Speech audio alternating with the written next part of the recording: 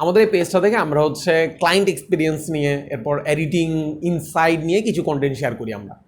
So ওই কন্টেন্টগুলো বেশ কিছু ক্লায়েন্ট দেখে মোটামুটি ভালোই পছন্দ করছে অ্যান্ড বলতেছে ভাই এটা খুব ইউনিক, খুব ভালো লাগতেছে, বাংলাদেশে জিনিস কোনো এজেন্সি করে না, আপনারা করতেছেন।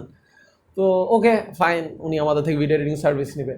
এখন ভিডিও এডিটিং সার্ভিস নিতে আসার পর দেখলাম যে উনি ওই গতানুগতিক কন্টেন্টই করে। আমাদের এটা হচ্ছে আমাদের বিটরুট, এটা কিনেন, এটা খাইলে আপনি অনেক শক্তিশালী হবেন অ্যান্ড লাভ লাভ লাভ শেষ, আমাদের কিনতে ওয়েবসাইটে ভিজিট করা।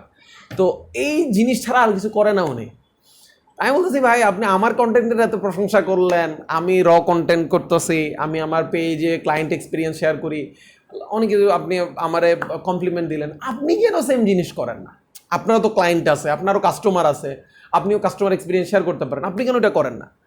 বলতেছে ভাই আমার তো কাস্টমার থাকলেও আমি কি মানে ওইরকম স্টোরি তো নাই আমার কাছে, অথবা আপনি যেরকম করে বলতে পারেন আমি তো বলতে পারি না।